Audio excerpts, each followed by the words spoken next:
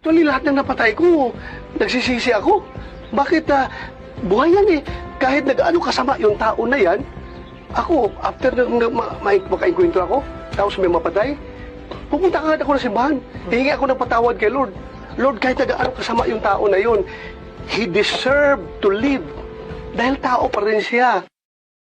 Ito ang videong kumakalat ngayon. No? Matagal na siguro ito nga na interview kaugnay sa karanasan ni Senador Bato de la Rosa, kung saan sinabi niya na tuwing may engkwentro, talagang nagsisisi siya sa mga pangyayari at pupunta siya sa simbahan. At may nakalagay sa mga videong kumakalat ngayon sa social media na huli na ang pagsisisi. Nakit, kumpirmado na merong warrant of arrest mula sa ICC at kinumpirma ito ni Ombudsman Boying Remulla na nakatanggap siya ng kopya. Kung maalala ninyo, noong di pa nadakip si dating Pangulong Rodrigo Duterte, sabi niya na kung sakali umano na siya'y makulong sa ICC, inutusan niya si Bato, ituro mo na ako ang nag-utos sa iyo. Si Bato na nervyos kasi kasali siya doon sa tukhang niya. If there is any person who is going to prison, it would be me. Eh sabi ko kay Bato, wag kang keep quiet there and just, ako, turo mo ako. Si Duterte ang nag-utos. Okay, may katanungan tayo dyan. Pwede yun sagutin sa YouTube, no? Na para sa inyo, nitong pagputok sa warrant of arrest mula sa International Criminal Court para kay Senador Bato at susunod daw umano si Senador Bongo.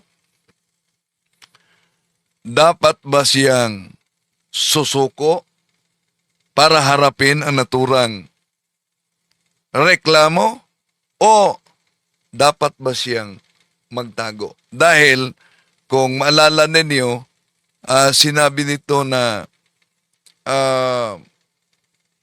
sinabi talaga nito na handa siyang susuko. At kahit pa si Trillanes pa ang magpusa sa kanya. Pero sa bandang huli, may pahayag siya sa press conference.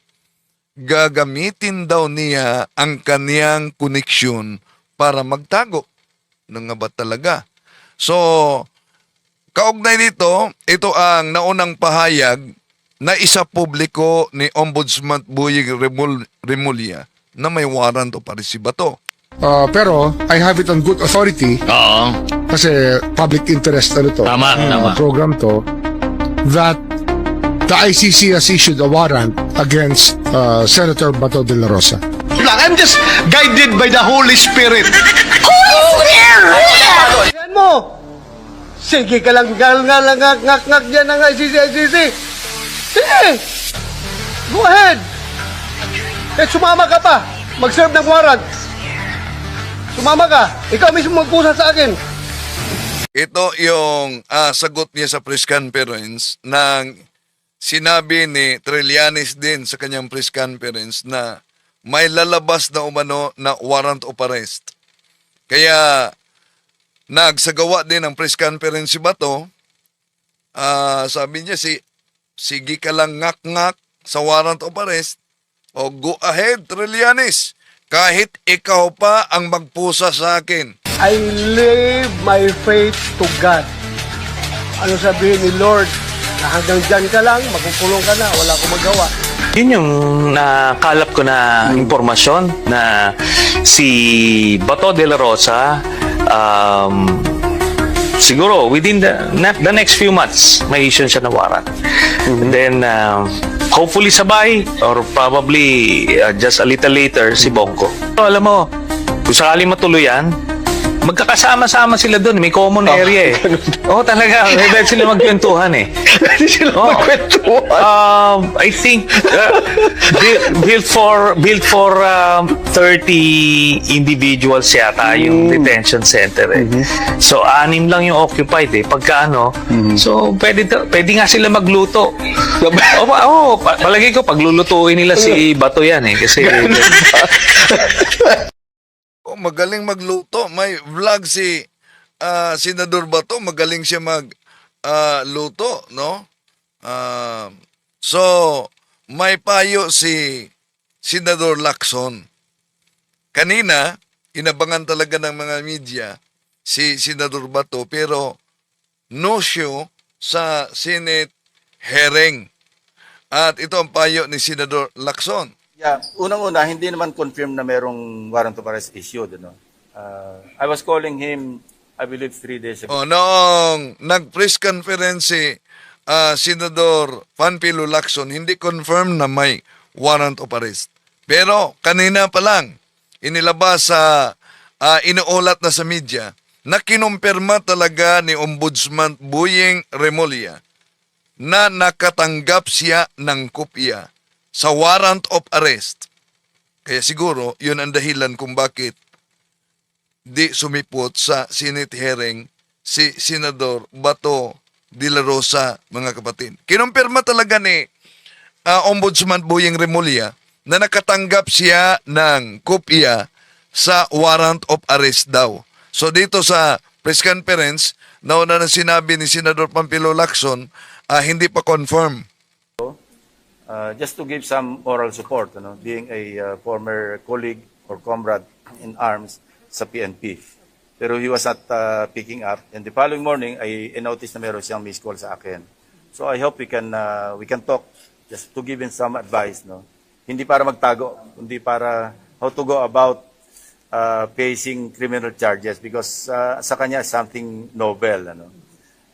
Kasi yung ibang mga kaso ng senador, including myself, dito lang, local courts. But this time around, this is more challenging for him kasi international criminal court.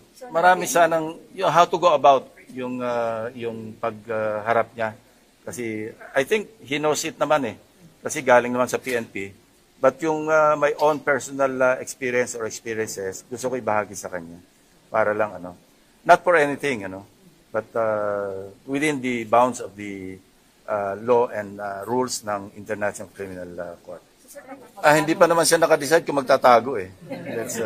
Kung mag-decide siya magtago, tuturuan ko siya kung paano magtago. The joke lang.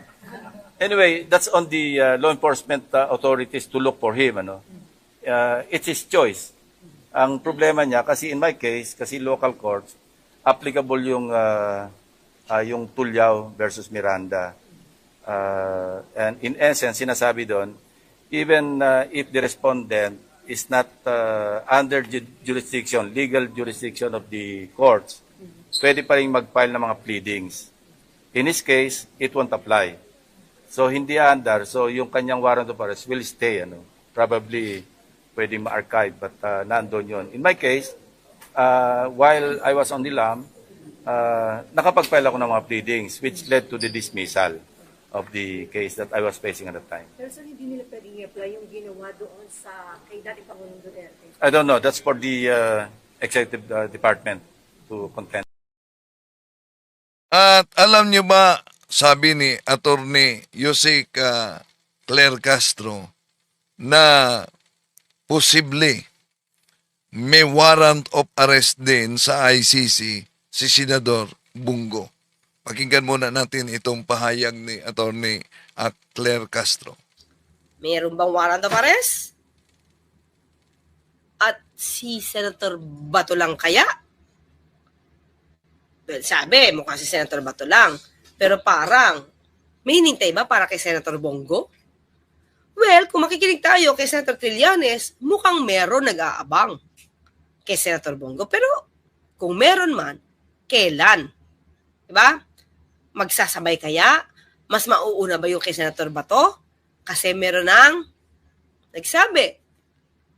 Pero, sabi ng ICC spokes, Wala pa daw.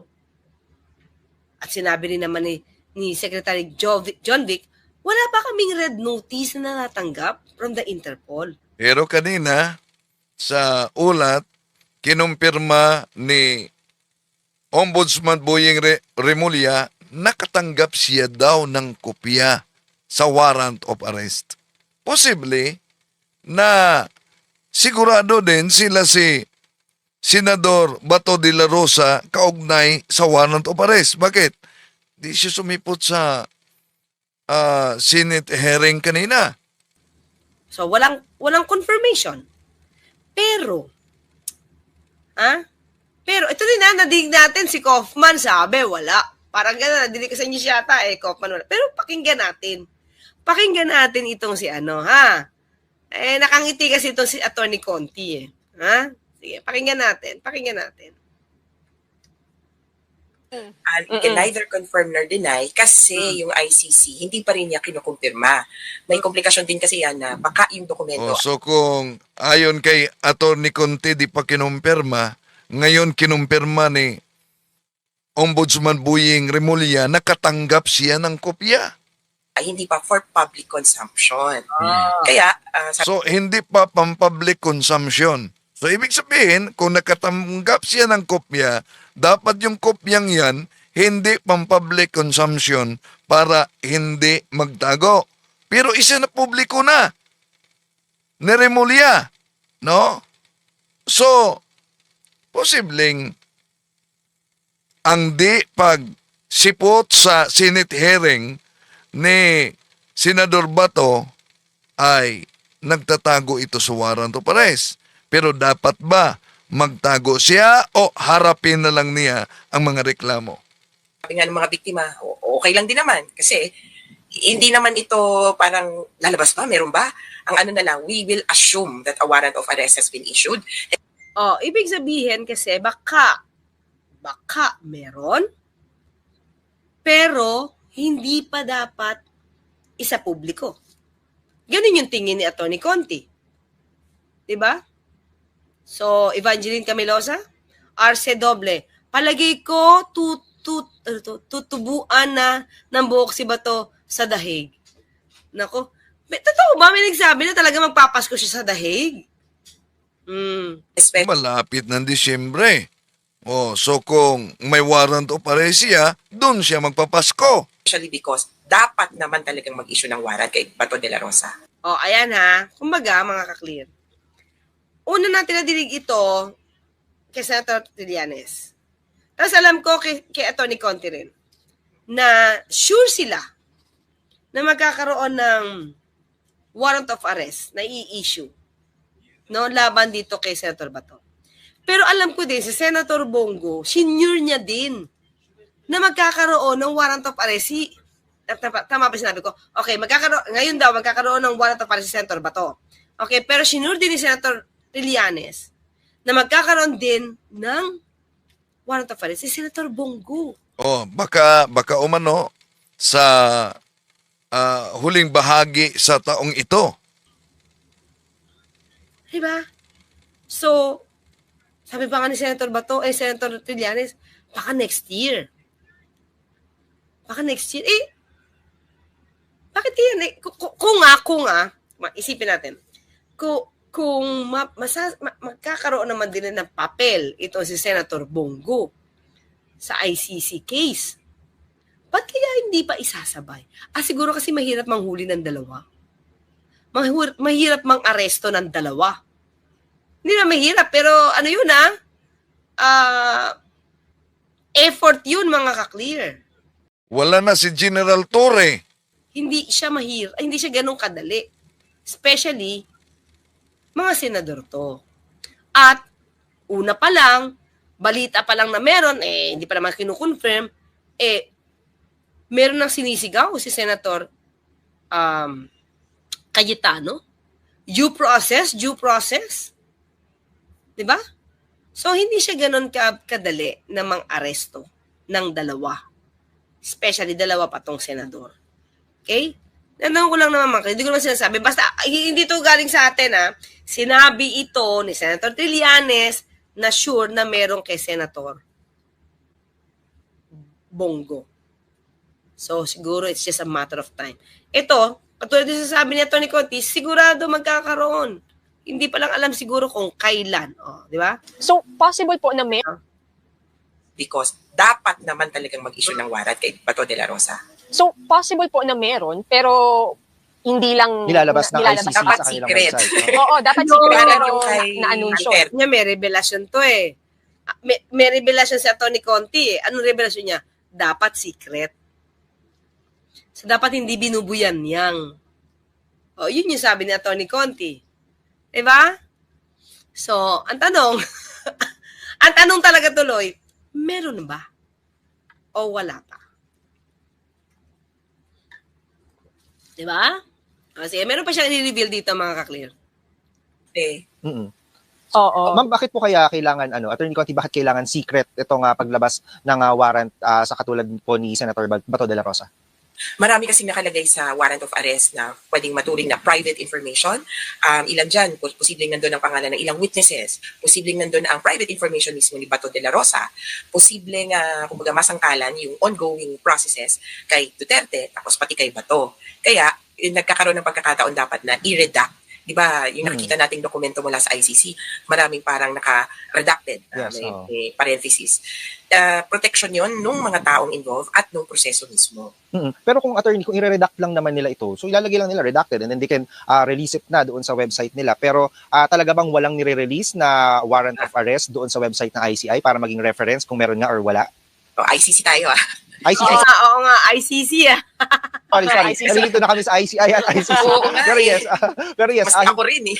Pero itong parang option to make public the document, ibang punto pa yan, dyan napapasok yung kumbaga politika.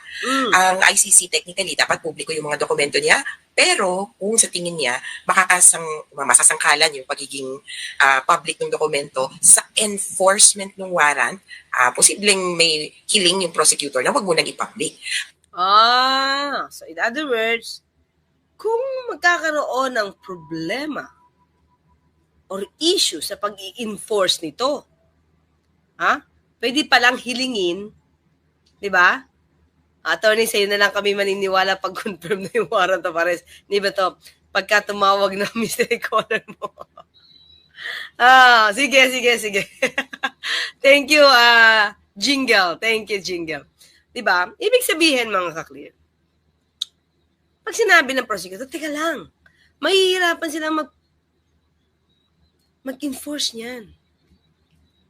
Baka tumakas, baka magtago, baka mapunta sa bunker. So, dapat hindi nyo muna to i-reveal. Diba? So, wag nyo muna i-reveal. Wag itong isa publiko. Yan ang dating, From Mazatian, Mexico. Uy, talaga? Taga-Mexico ka ba, Edgar Dungo?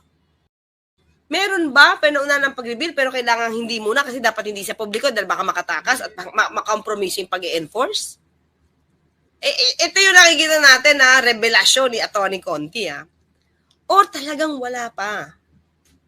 Diba? Para, nandiyan lang si Senator Bato kasi alam niya wala pa. Eileen Grace Villar, good evening po, UC Clay, Atty. Clay. This is it. Justice is coming to the EJK victims. Bato, your come is coming anyway. Ikaw na rin ang nagsabi, sasamahan mo ang idol nyo sa Hague. Yan, free trip. Pinakita ko sa inyo kanina yung video, di ba, mga ka-clear? Tinuro ni dating Pangulong Duterte mismo yung mga kasamahan niya. Di ba? Nakita niyo ba kanina? Na inamin niya, ito, dumaan yan, deputy yan, mga pulis yan. So, ano yan? Death squad yan. Gumanon siya, din sa video. Pinakita ko sa inyo kanina. So, wala na siya makakaila. Pinagchichismisan pero hindi na kumpirma until hinuhuli na siya. Ayun, di ba? Yun yung dabas eh. Pinagchichismisan, pero hindi ko kumpirma until nahuli na siya. Yun yung sabi niya. Yun yung sabi ni Atty. Conti. Malalim tong sinasabi niya, mga ka-clear. Read between the lines. Di ba? Meron namang experience yung ICC na in-announce niya. In-announce niya, nag-press con ka agad. Pero ito ay para dun sa mga suspect na mukhang hindi or never niyang mahuhuli. Katulad nung si ano, 'di ba? Sa Russia, si Putin. 'Di ba? Binanggit niya 'yan. Oh. Feeling niya siguro, at least, masabi man lang. Oh? Ha? Di ba? Masabi man lang niya na may warrant of arrest at gumagana ang aming justisya, hindi ka lang namin mahuli. Di ba? Si Vladimir Putin. Ha? Di ba? Yun. In-announce yun, di ba? Alam na nga natin eh. Oh. Sandali muna, nag-message si Factbusters PH si Kaburnok na hack daw ang channel ni Kaburnok, ang Factbusters PH. Di na makita natin sa ngayon. Hinanap ko yung Factbusters PH. No? Na-hack daw. Okay, tuloy natin. Wait. Yan.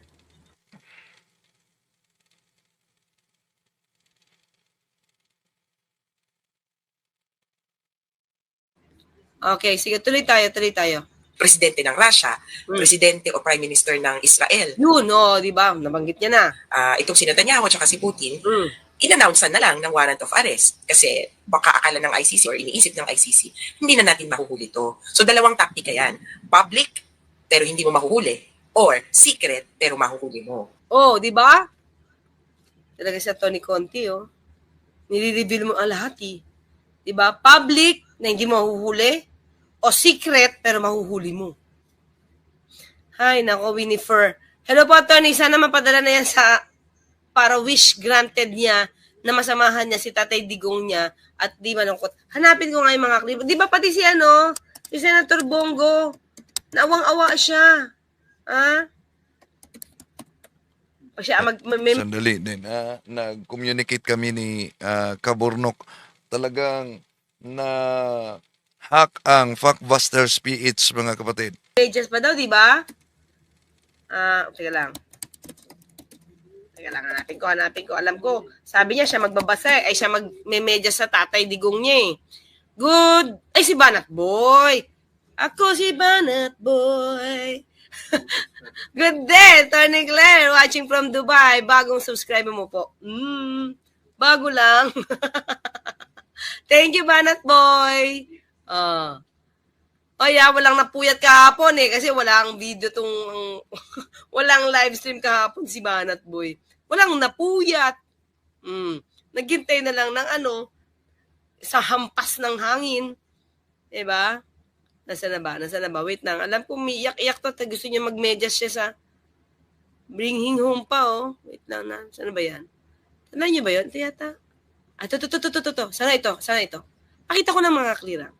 Sabi naman ni Senator Trillanes, magkakawaran to. Tingnan natin. Nasaan na ba? Wait. Yan. Wait.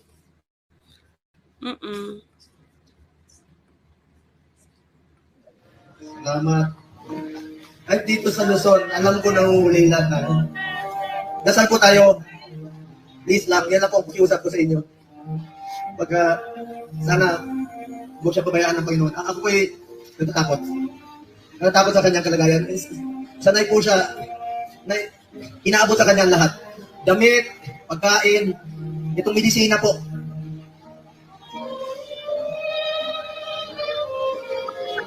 Dito naman ako na kay Senator Bongo. Hindi pa niya nadalaw, di ba? Tapos lungkot na lungkot siya. Ang dami na nakadalaw na tao, pati si Nurse ba yun? Si Konsehal, na nalingke dating Pangulo Duterte. Madami na nakadalaw. Ikaw, sa kasi Senator Bato, hindi pa. 13, 14, 15, 1, 2, 3. Ito, Lyrica, 6, 7, 8, 9, 10, 11, 12, 13, 14, 15, 16, 17, 18, 19, 20, 21, 22, 23, 24, 25, 26, 27. 27 na gamot. Sino mag-aabot sa kanya? Meron siya, totoo yung... Ikaw na. Mga clear, okay na siya, di ba? Okay nang siya. Kasi nakakaawa. Meron siyang oxygen concentrator. Dahil dun sa Buerger's disease niya na 8 years old, kukulong dito. sa Banyaga.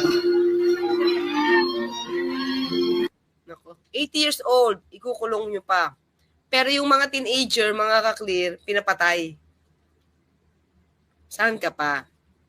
Diba? And then, tinan nyo sila, hindi nila iniisip yung naging kalagayan nyo namatay, nung napatay, yung pinatay. Kung sa bagay, sabi J. Martins, oo, kung sa bagay na sana si, ano to? Kung sumabay na sana si Bato at sumuko na dati pa, di sana pwede siyang mabigyan ng interim release. Kaso hinintay pa niyan lumabas ang warrant. Ayan tuloy. Ay, pwede nga, no, to show good faith. Pwede. Di sabi niya, to hell with them. May video, mga ka-clear, sinabi niya, to hell with them. Yun yung sinabi niya sa ICC. Diba? So ngayon, ang tanong, mga ka-clear, totoo ba? Totoo ba na may warrant of arrest? Ang dami kasi itong nire-reveal ni Atty. Conti Daming nire-reveal ni Atty. Conti Kaya tingin ko, it's the latter para kay Bato de la Rosa. Yun, it's the latter. O, di ba? Secret na mahuhuli. Ulitin natin para makita niyo. Okay. Kaakala ng ICC or iniisip ng ICC, hindi na natin mahuhuli to. So, dalawang taktika yan. Public, pero hindi mo mahuhuli. Or, secret, pero mahuhuli mo. Oh. At? Kaya tingin ko, it's the latter para kay Bato de la Rosa. Di ba? Magandang ngiti niya eh. So, in-announce na ni Ombudsman Remulla. So, may basis negative kaya, effect. may negative effect. May negative effect kaya yun, attorney? At may basis po ba yung statement ni Ombudsman Remulla about Possible ba na nagkamali ang isang ombudsman sa ganitong impormasyon? Well, to be fair to the ombudsman, may sources yan. Dati ang DOJ secretary. At career, rather, hindi pala career, kundi matagal na politiko. Hindi siya nasa career service, kundi politiko elected official. Kaya maraming mga galamay, maraming mga tenga yan on the ground. Kaya posible talagang meron siyang nakausap. Yun naman ang sinabi niya eh. May nagsabi sa kanya. Hindi kumbaga nabasa niya yung warrant. Posibleng alam niya, posibleng totoo yun. Pero kung bakit niya sinabi ahead of time, yan ang hindi ko alam. Ang ano ko lang, sa totoo, hindi naman sorpresa to kay Bato de la Rosa. At the fact that, kumbaga, dati pa lang, ugong-ugong na yan. Pero the fact that Duterte was arrested, alam niya nang pila siya. Next in line na siya. Kaya, nag-abang kami ng mga statements niya. Fortunately, fortunately, kung pagbabatayan natin yung statement ni Bato mismo, siya mismo, hindi daw siya manlalaban, hindi daw siya magre-resist ng arrest, at kumbaga, he will submit himself voluntarily kung dumating na ang warrant. Uy, pero mga kaklira, iba-iba na statement si Senator Bato Yung una sabi niya, ready siya. Ready siya. Tapos sumunod sinabi niya na I will run. Okay. So, dito lang muna, no, dahil papasok tayo sa punto por punto, mga kapatid. Ating tutukan din ito kung si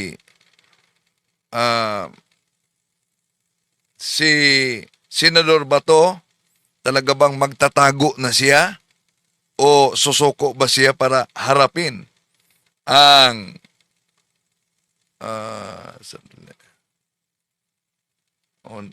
warningan ako ni Nightbot.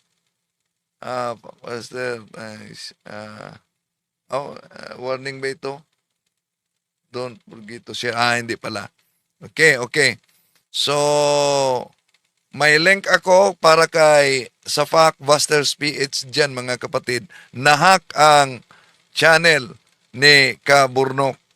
Hope na ma-recover, pero grabe talaga, no? Pinag-aralan talaga kung paano i-hack, aagawin o nanakawin itong channel ni Kaburnok. Nawala na ang Factbusters na 69,000 subscribers. So, pasok muna tayo sa punto por punto. Jando, at ipaalam natin dito na wala ang channel ni Kaburnok na hack. So, may isang channel siya nasa YouTube. May lumabas umano na parang virus. Habang nag-upload siya, yung 69,000 followers, no? 69,000 followers. More than 69. May lumabas na parang virus. Ang ginawa ni Kabornok, kiniklik niya close. Nang na-close niya, agad-agad naagaw ang kanyang channel. Di na natin makita ngayon. Pero meron pang reserved channel na more than 2,000 subscribers. Mga kapatid, naniyan ko kayo mag-subscribe sa kay Kabornok, no? Kaya mag-ingat kung may mga ganon, no? Ganon na mga lumalabas dahil pinag-aralan tayo talaga kung paano tayo ma-take down, paano tayo maagaw, mahak nitong mga nasa paligid natin. So, tulungan natin si Kabornok sa bagong channel niya. Mga kapatid, may link ako dyan sa Facebook page at sa aking YouTube channel comment section. Ang inaniyahan ko kayo na magsuporta kay Kabornok. Ngayon, ang tatalakayin natin yung request ni Bro Angel na video kaugnay sa isang born again na ang mga larawan ng mga santo daw ay ang resulta sa mga dinobyo at bagyo. Dahilan. Okay, ito na.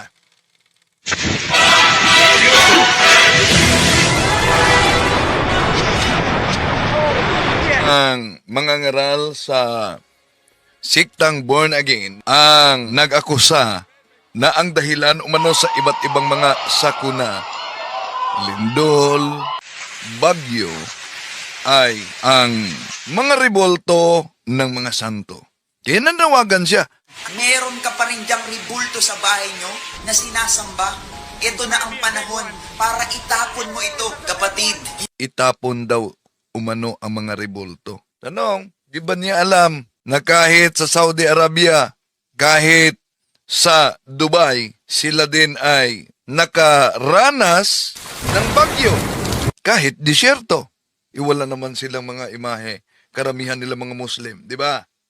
Pero sasagutin natin itong very anti-Catholic dahil alam nyo naman na ang kasinungalingan pag ito'y palaging inulit-ulit magmukha talagang parang katotohanan, lalo na sa ating mga kapatid kulang ang kalaman. Sinabi niya, Di natutuwa ang Diyos sa ribulto. Depende kung anong ori ng rebulto.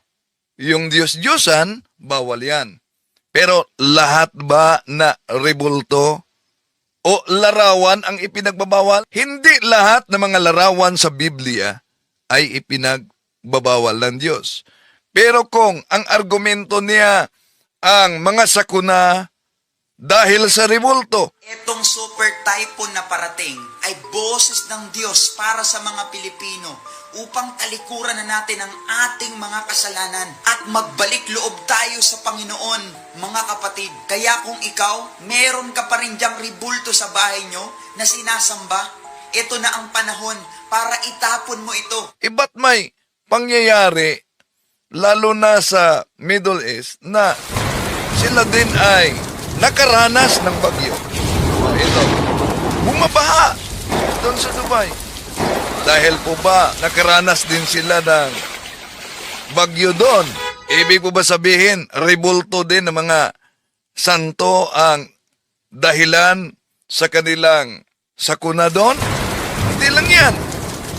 Sa Saudi Arabia, lalo na sa Mecca, grabe ang naranasan din na bagyo doon. O ibig ba sabihin, mga Muslim yon, ang mga larawan ni Santo Niño at larawan ng Panginoong Hesus ang dahilan Pero isa-isahin natin ito. Itong super typhoon na parating ay boses ng Diyos para sa mga Pilipino. Busis daw umano ng Diyos para sa mga Pilipino. Ilatag mo ang Bible kung saan mabasa na ang super typhoon ay busis ng Diyos. Di po ba? Ang mga anti-Catholic Bible alone sila. Pero nag-imbento na wala naman sa Biblia. Kung ang layunin at busis ng Diyos para sa kanya ang super typhoon, lahat na simbahang Katoliko na may mga imahen dapat winasak na. Dahil sa interpretasyon nitong sulpot na born again mga kapatid, yun daw ang busis ng Diyos dahil daw sa mga larawan o rebulto. Dahil ang mga larawan ay at rebulto na mga santo ay Diyos-Diyosan. Mali. Ano po ba yung opisyal na aral ng Simbahang Katoliko? Kung tingnan natin ang opisyal na aral ng Simbahang Katoliko, Catechism of the Catholic Church, number 2130. Ito, the Christian veneration of images is not contrary to the first commandment, which prescribes idols. Indeed, the honor rendered to an image passes to its prototype. And whoever venerates an image venerates the person portrayed in it. The honor paid to sacred images is a respectful veneration, not the adoration due to God alone. Sa panahon pa noong iconoclasm, napakabata pa ang simbahan noon, no? Ikalawang konsilyo ng Nicaea. Dahil winawasak ang mga sagradong imahen sa panahon ni Emperador Leo III. Kaya nagpupulong ang mga obispo at ideklara sa konselyo ng Nicaea na sacred images may be honored without idolatry. Pero sa mga anti-Catholic, lahat ng mga larawan daw umano ay Diyos-Diyosan. Isa-isahin natin. Pakinggan muna natin itong pahayag ng born again na ito. Upang talikuran na natin ang ating mga kasalanan at magbalik loob tayo sa... So kung talikuran na ang mga kasalanan, dapat talikuran ninyo ang pagpili sa siktang tatag lamang ng tao. Dahil iisa lang ang iglesyang tatag ng ating Panginoon Jesucristo. Ngayon, subukan ninyong i-trace ang born again. Halimbawa, meron ba ang born again tinatawag na unbroken line of succession na nag-connect sa ating Panginoon Jesucristo hanggang sa kasalukuyan ngayon?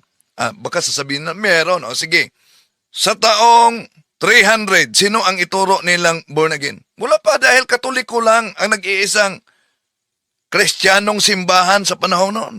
Kahit sa taong 400, taong 500, taong 600 Anno Domini, wala pang born again.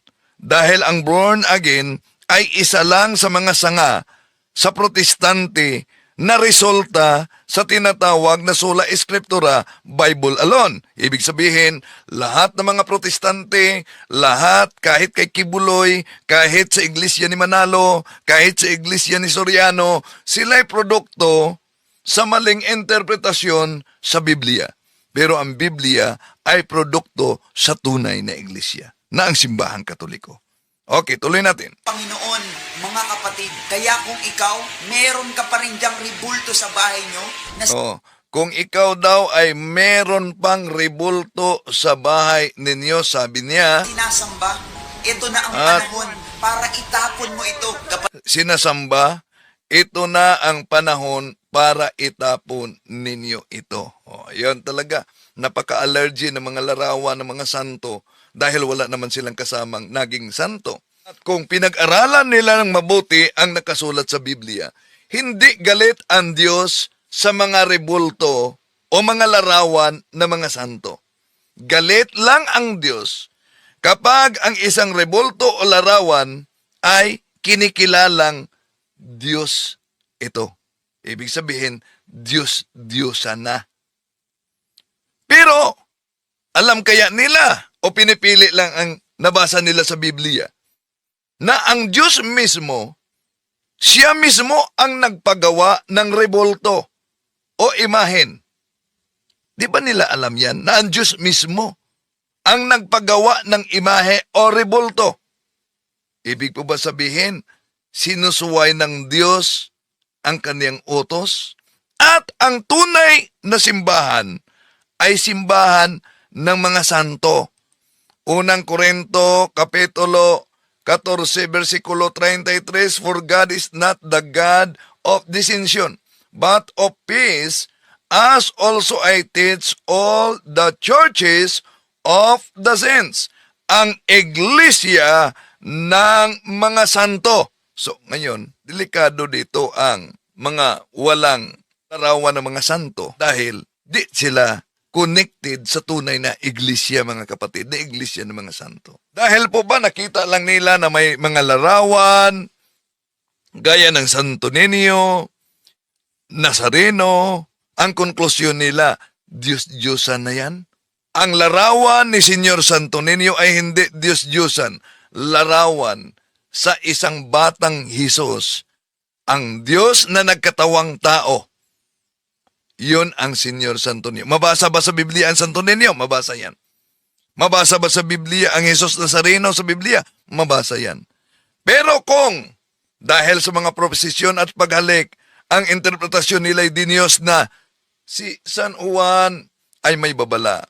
Sa Juan Kapitulo 7, versikulo 24, huwag kayong humatol batay sa nakikita, kundi humatol kayo ayon sa nararapat. Ang problema, nitong mga anti-Catholic, humahatol sila batay sa mga nakita. Pero di yan ikapagtataka. Bakit? Kahit na si San Pedro, may babala na kaugnay diyan, mga kapatid. Sa ikalawang Pedro Kapitulo 2, versikulo 1 hanggang 3, ito ang babala ni San Pedro. Kaugnay sa mga huwad na guro. Noong una, may mga huwad na propetang lumitaw sa Israel.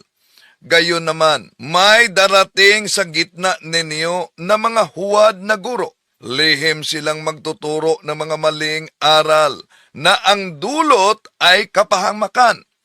Pati ang Panginoong tumubos sa kanila ay kanilang itatakwil. Kaya't di magtatagal at sila'y mapapahamak. At marami silang mahihikayat na sumunod sa kanilang kahalayan. At dahil dito, pati ang daan ng katotohanan ay malalapastangan. Sa kanilang kasakim, nilinglang nila kayo sa pamamagitan ng kanilang mga aral na katang-isip lamang. Matagal nang nakahanda ang hatol sa kanila at ang pupuksa sa kanila ay hindi natutulog. At paboritong-paborito nila ang talata para kontrahen ang mga sagradong imahen. Ano? Kapatid, hindi natutuwa ang Diyos sa ribulto. Hindi natutuwa ang Diyos sa Diyos-Diyosan. Hindi natutuwa ang Diyos So, hindi natutuwa ang Diyos sa rebulto, hindi natutuwa ang Diyos sa Diyos-Diyosan. Mga larawan ng mga santo ang kaniyang ipinakita. Kung ang mga larawan sa mga santo, Diyos-Diyosan, di ba nasa Biblia, huwag kang magsinungaling. So dapat ipakita, asan na aral ng simbahang katoliko na si Santa Maria ay tinatawag na Diyos? Si San Pedro ay tinatawag na Diyos. Si San Pablo ay tinatawag na Diyos. Sila'y mga taong naging banal, hindi mga taong naging Diyos. Ang layo, di po ba? Okay, tuloy natin. sumasamba sa ribulto. Kung mababasa natin sa Bible na matatagpuan sa Exodus chapter 20, verse 3 to 5, sabi dito, huwag kang sasamba sa ibang Diyos maliban sa akin. Huwag kang gagawa ng imahen ng anumang nilalang na nasa langit, nasa lupa o nasa tubig upang sambahin. Huwag mo silang yuyukuran ni sasambahin sapagkat akong si Yahweh na iyong Diyos ay mapanibughuing Diyos. Kapatid, Paboritong-paborito talaga ng mga anti-Catholic. Itong Exodo Kapitulo 20, versikulo 3 hanggang 5 na binasa niya. Pero alam kaya niya ang konteksto sa naturang talata?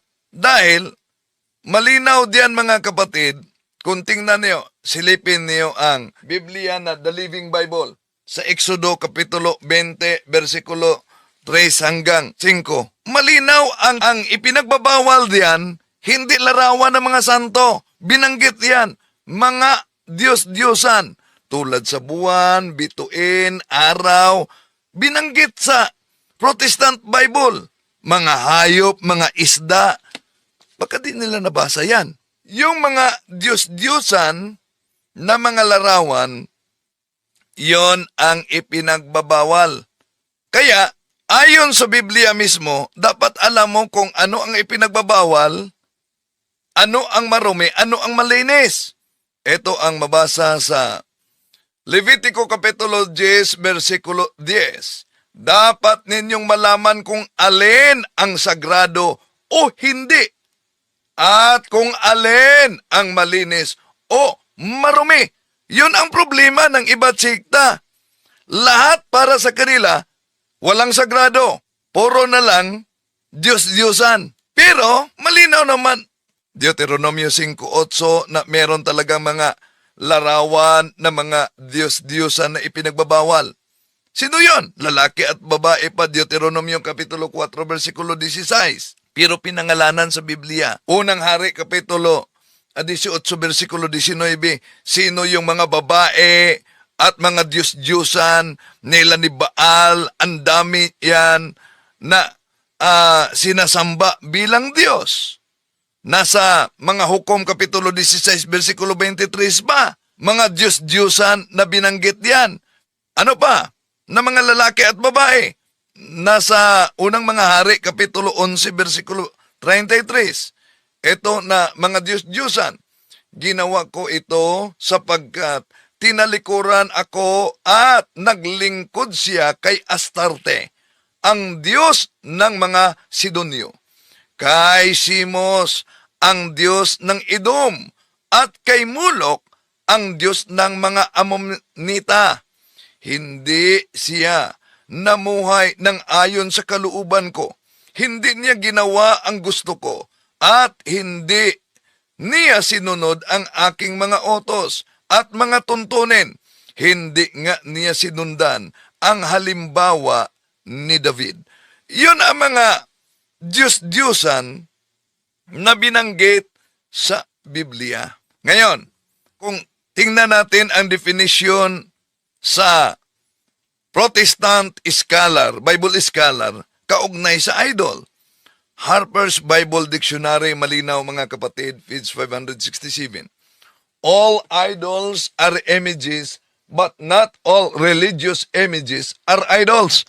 Napakalinaw dito pa lang. Supalpal na ang maling interpretasyon nito mga anti-Catholic. Tuloy muna natin. Wanag na sinasabi sa Bible na hindi talaga siya natutuwa sa anumang ginagawang imahen para sambahin. Hindi natutuwa, kapatid, ang Diyos sa ribulto. Kaya kapatid, Hindi natutuwa ang Diyos sa ribulto, kapatid, kung ang ribultong yan ay Diyos-Diyosan. Bakit? Kung lahat ng mga ribulto ay Diyos-Diyosan, ang tanong, bakit ang Diyos mismo ay nag-utos na gagawa ng imahe o ribulto ng kirubin? Baka di nila alam yan. Exodo Kapitulo 25, versikulo 17-22. Ituloy natin sa 18. Lalagyan mo ng 2 kirubing ginto ang 2 dulo nito. Tig isa sa magkabilang dulo. Ihihinang ang mga kirubin upang ito at ang luklukan ng awa ay magiging iisang piraso. Gawin mong magkaharap ang 2 kirubin sa parihong nakatungo at nakabuka ang mga pakpak sa nilulukuban ang luklukan ng awa. Ilalagay mo ito sa ibabaw ng kaban sa kinalalagyan ng 2 tapyas na bato ng kautosang ibibigay ko sa iyo. Doon tayo magtagpo sa luklukan ng awa sa pagitan ng 2 kirubin. Doon ko ibibigay sa iyo ang kautusan ko sa mga Israelita. So saan daw makipagtagpo ang Diyos kay Moises? Doon, between sa dalawang imahe o kerubin, larawan ng mga kerubin. Ngayon, bakit kailangan na magawa ng larawan ng mga kerubin para ang Diyos doon makipagtagpo kung bawal ang lahat na uri ng mga larawan? Ang palusot ng mga anti-Catholic, alam niyo, si Moises lang ang inutusan niyan. Dahil si Moises ang inutusan, bakit kayong mga Katoliko nakisali? Aba! Eh di po ba si Moises lang din ang sinabihan sa Exodo Kapitulo 20, versikulo 3 hanggang 5? Eh ibalik natin sa kanila ang argumento, bakit kayo sumali? Ang sabi nila, yun lang ang utos ng Diyos, dalawa. Wala na siyang iba pang inutosan. Pero tingnan natin ang Exodo Kapitulo 26, versikulo 1. Para sa tabernakulo, gumawa ka ng 10 pirasong tila na yari sa tilang lino na ihinabi lamang sa kulay asol at kulay pula. Ito'y dapat burdahan ng larawan ng kerubin. Utos talaga ng Diyos mula pa sa lumang tipan magawa ng larawan. Hindi sa Diyos-Diyusan, kundi larawan sa mga kerubin. Tanong, ito po bang mga larawan ng mga santo ay kinikilala ba natin at sinasamba natin bilang Diyos? Ayon sa opisyal na aral ng Simbahang Katoliko na ang pamagat, Our Catholic Faith, ni Monsignor Moro, ito po sa pahina 220. We do not worship the saints. We only honor them as the special friends and servants of God. We adore God alone. Di ba napakalinaw sa aral ng Simbahang Katoliko pagkatapos batay lang sa nakita at maling akala nito mga anti-Catholic, ikinakalat na niyang chismis, kayo mga Katoliko, ang daming mga Diyos ninyo, may mga santo, mga Diyos-Diyusan. Pero ano ba ang opisyal na aral ng Simbahang Katoliko? Catechism of the Catholic Church numero 152. The Church never ceases to proclaim her faith in one only God, Father, Son, and Holy Spirit. Di ba napakalinaw mga kapatid? Opisyal yan na aral ng Simbahang Katoliko. Ba't di nila kinuha at sinilip ano ba talaga ang opisyal na aral ng Simbahang Katoliko? Ba't mas naniwala sila sa sarili nilang kasinungalingan? Napakalinaw ang Catechism of the Catholic Church 152. Ano daw? Ang pananampalatayang Katoliko, we worship one God. At ano pa? Faith, one only God. Yan ang tunay na pananampalataya ng Simbahang Katoliko at talagang salungat sa mga ikinakalat nitong mga anti-Catholic. Hindi lang yan mga kapatid.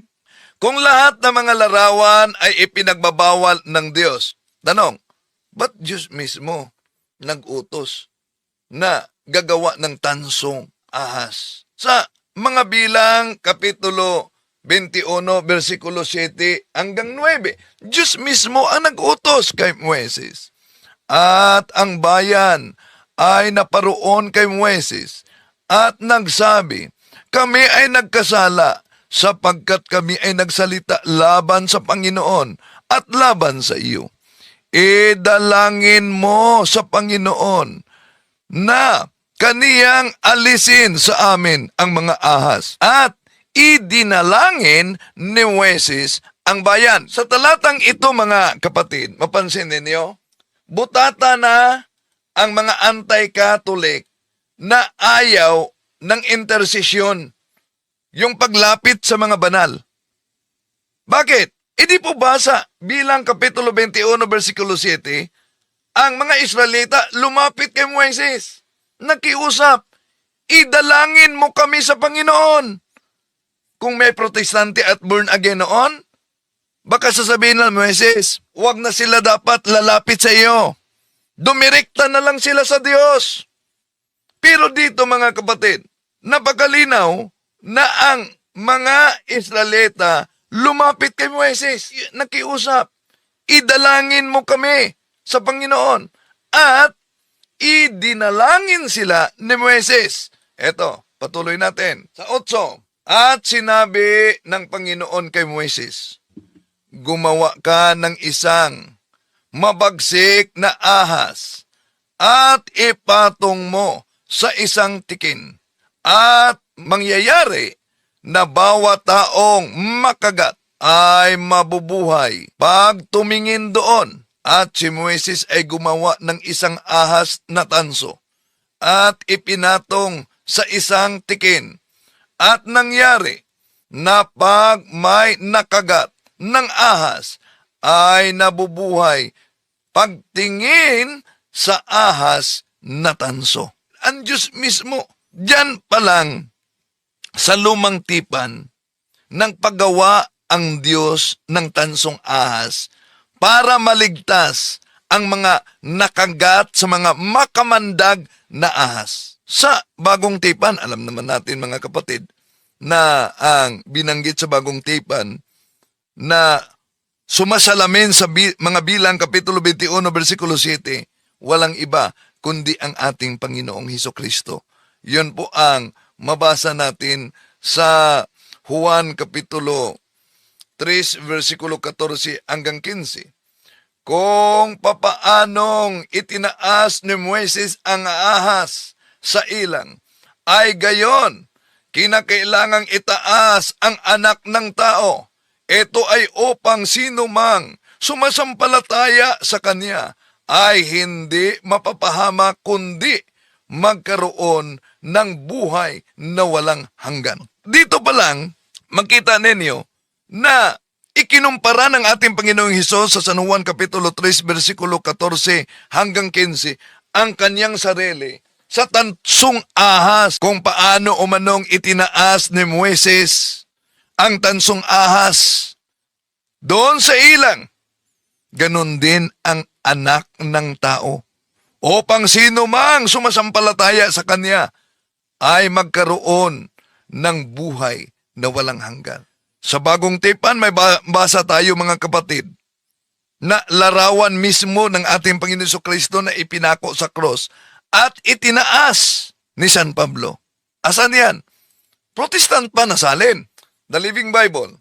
O foolish Galatians, what magician has hypnotized you and cast an evil spell upon you?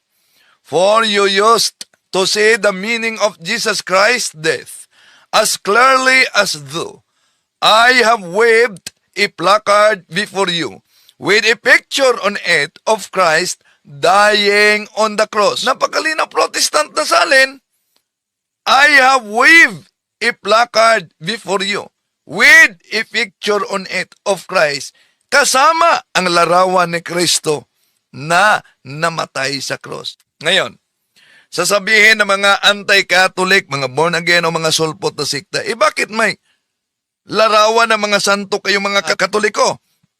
Di po ba utos ng Diyos? Kay Moises, anghel, kerubin, sa Exodo Kapitulo 25, 17, 22.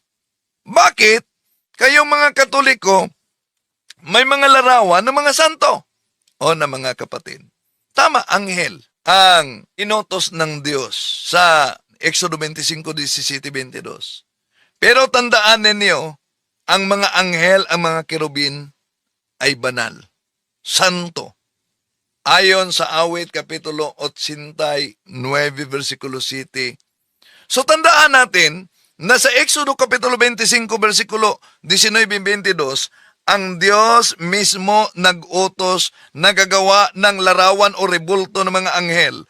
At ayon sa Awit Kapitulo 89, versikulo 7, ang mga anghel ay banal. Therefore, ang Diyos mismo ay nag-utos na ang mga banal ay maaring gawan ng monumento o larawan.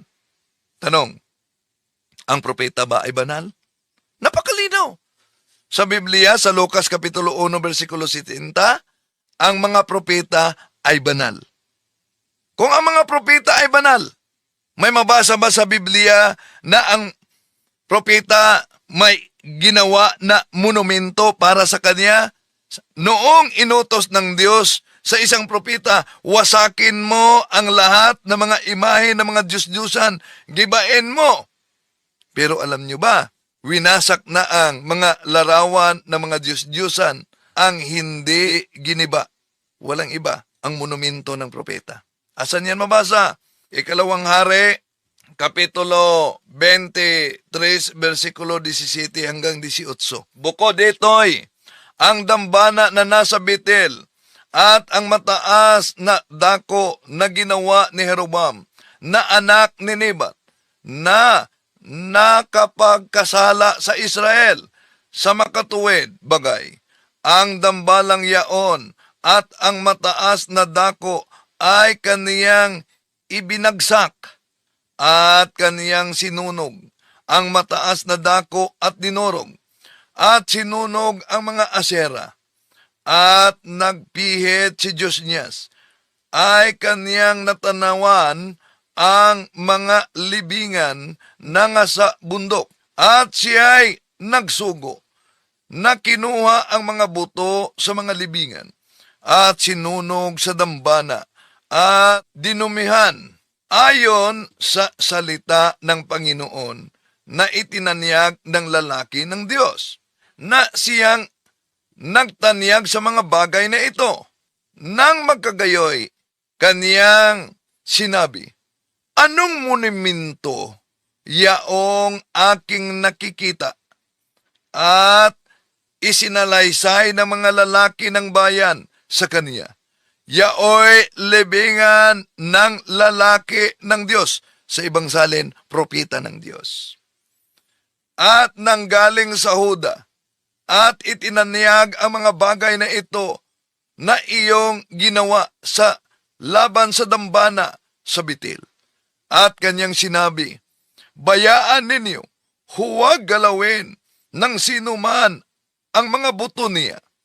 Sa gayoy, binayaan nila ang mga buto niya na kasama ng mga buto ng mga propeta na nanggaling sa Samaria. So napansin niyo mga kapatid, sa talatang ito, ikalawang Hari, Kapitulo 23:15, inutusan ng Diyos si Propeta Josnias na wasakin ang lahat ng mga monumento ng Diyos-Diyusan.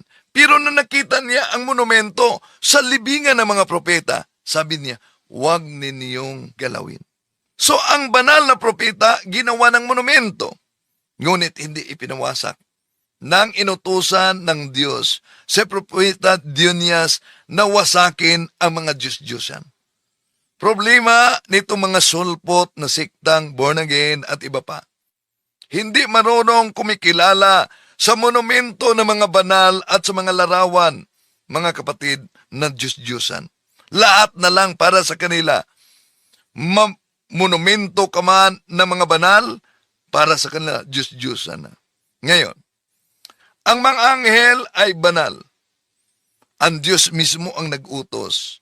Nagawa ng larawan sa Exodo Kapitulo 25, versikulo 19, 22. Tanong, ang mga taong banal, sila ba'y magiging tulad sa mga anghel? Malinaw ang sabi ng ating Panginoon sa Marcos Kapitulo 12, versikulo 25. When the dead rise, they will neither marry nor be given in marriage. They will be like the angels in heaven. Ano daw umano ang mga taong banal? Sila'y magiging katulad na sa mga anghel. Kaya kung ang mga anghel ginawa ng mga monumento, utos ng Diyos, at kung ang mga banal ay magiging katulad sa mga anghel, so therefore, ang mga banal pwedeng gawan ng mga larawan. Dahil may hula. Asan? Isaias Kapitulo 56, versikulo 5. Then I will set up a monument in the area of my temple. Their names will be written on it. That will be better for them than having sons and daughters. I will set up a monument in the area of my temple. Napakalinaw mga kapatid. At sa templo ng Diyos noon pa. May mga monumento o larawan na. Ezekiel Kapitulo 41, versikulo 17, kahit ituloy pa doon sa 22. Ang loob naman ng templo ay balot ng tablang kasintaas ng pinto at may ukit na larawan ng palmera. Tandaan niyo larawan ng palmera. Ano bang kaugnayan ng palmera? Mamaya, tatalakayin natin. Larawan ng palmera at kirubin.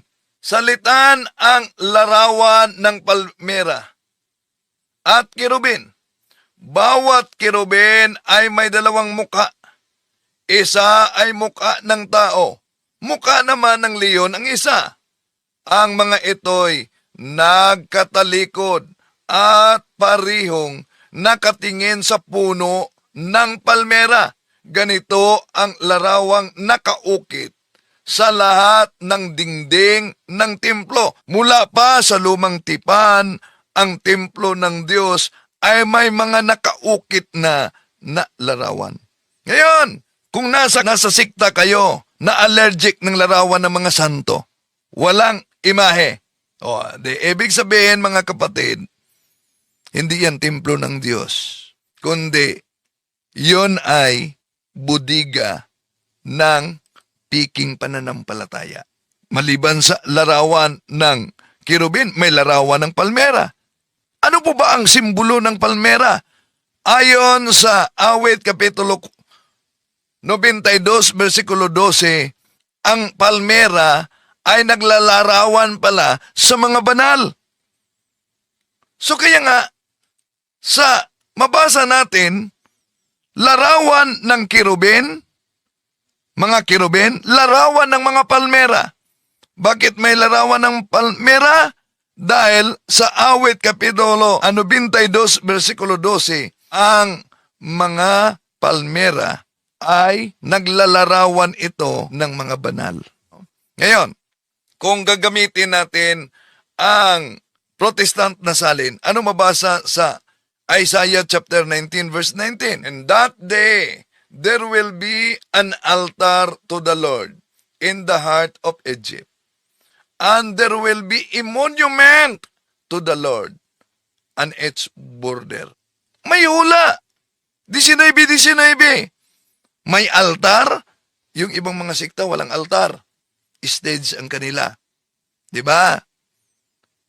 Monument of the Lord. Wala silang monumento. Ngayon, kung ang mga santo ay iginalang natin, niluwalhati natin, mga kapatid. Ang tanong, galit ba ang Diyos kung ang mga santo ay niluwalhati natin? Hindi, dahil ang Diyos mismo ay naluwalhati sa pamamagitan ng mga banal.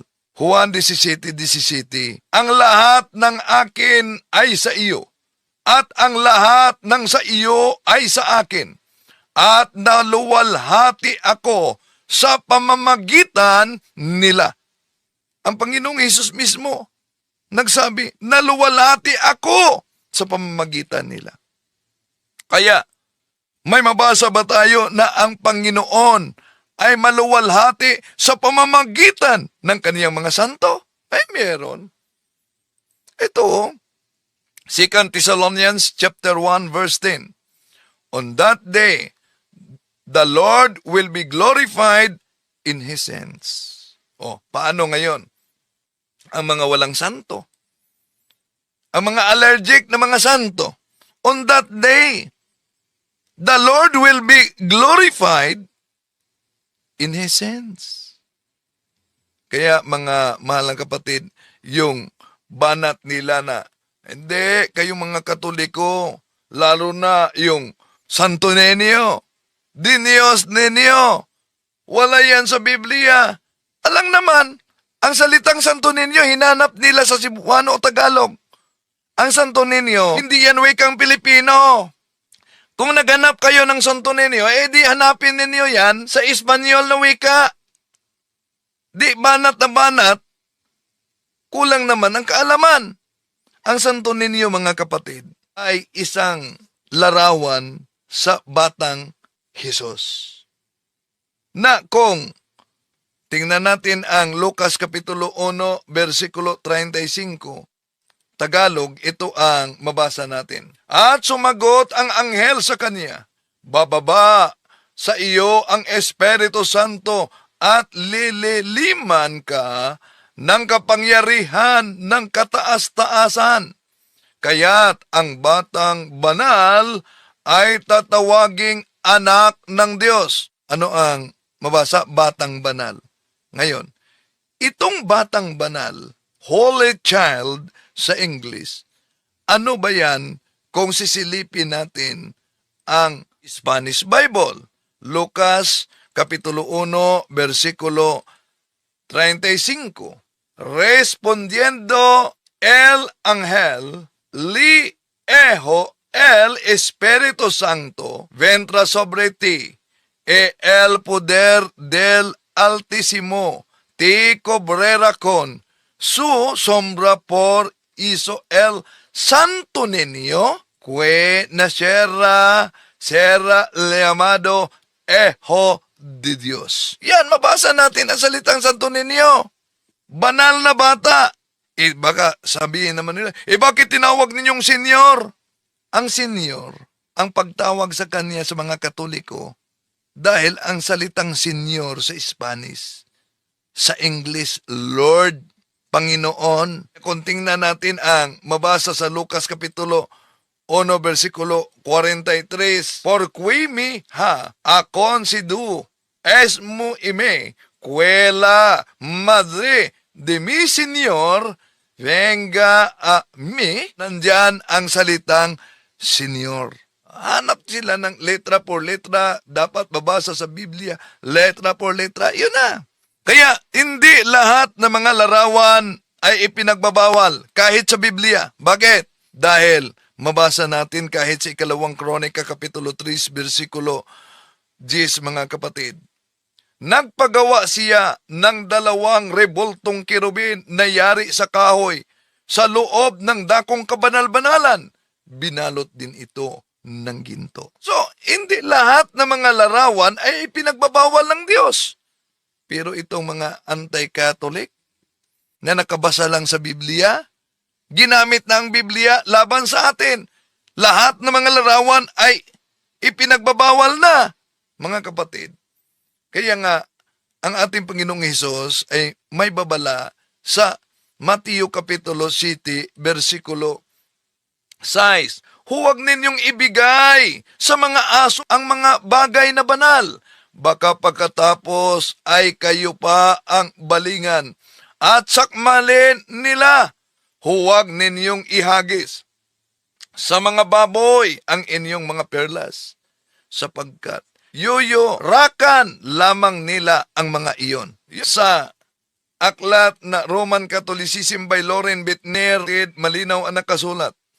Pahina 102, the Roman Catholic Church produced the Bible and that we receive it from her. Nang nahawakan nila ang Biblia, yon, tayo na'y sinakmal ng mga aso. Niyurakan ang mga banal na mga bagay. Ang tanong, sino po ba yung mga aso na yan?